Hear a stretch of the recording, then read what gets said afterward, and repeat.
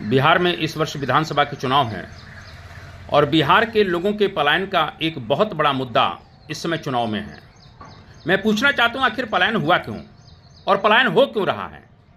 आप खुद सोचिए कि कहीं न कहीं बिहार के संसाधनों का, विशेष रूप से बिहार की जमीनों पर कुछ सीमित लोगों का कब्जा है या कुछ सीमित जाति विशेष के लोगों का कब्जा है। मैं यह कह सकता हूं, उस बिहार के अंदर कुछ लोगों के पास हजारों बीघा जमीन है और कुछ लोग कहीं न कहीं भूमिहीन है। मैं ये कहना चाहता हूं कि ब्रिटिश शासनकाल में जो लोग, विशेष रूप से भूमिहार वर्ग के लोग, जो जमींदार थे, अंग्रेजों के साथ खड़े हुए थे, वो तो कहीं न कहीं निश्चित रूप से जमीनों के मालिक बन गए और वहाँ पर भूमि बंदोबस्त लागू नहीं हो पाया। और इस तरीके से बिहार में एक बहुत बड़ा तबका जो था, जो दलित था, पिछड़ा था, अति पिछड़ा था, वो भूमिहीन हो गया और अंततः जीविका को कहीं न कहीं पाने के लिए, जीविका को चलाने के लिए उसको बिहार छोड़कर बाहर पलायन करना पड़ा। बिहार का असली मुद्दा है पलायन, तो उसका सॉल्यूशन असली है भूमि सुधार।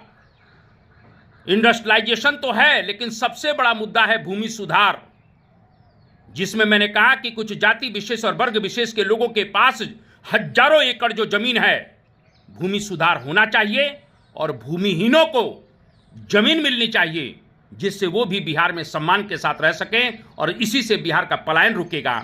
इधर उधर के राजनीतिक लोग जो घुमा रहे हैं कि इंडस्ट्रियलाइजेशन नहीं हुआ, फलाना नहीं हुआ, ढिमका नहीं हुआ, ताकत है तो बिहार में भूमि सुधार करो और उन भूमिहारों और राजपूतों के पास जो ब्रिटिश शासनकाल से कुल मिला के हजारों एकड़ जमीन आ रही है, उन जमीनों को उनसे छीनो और भूमिहीनों को दो, क्योंकि तभी जो है राइट ऑफ इक्वलिटी होगी। मैं ये कहना चाहता हूं, बिहार का असली सॉल्यूशन, बिहार की असली समस्या का निवारण भूमि सुधार है और जो भूमि सुधार करेगा उसी के साथ बिहार के बहुसंख्यक लोगों को खड़ा होना चाहिए। जय हिंद, जय भारत, जय बिहार।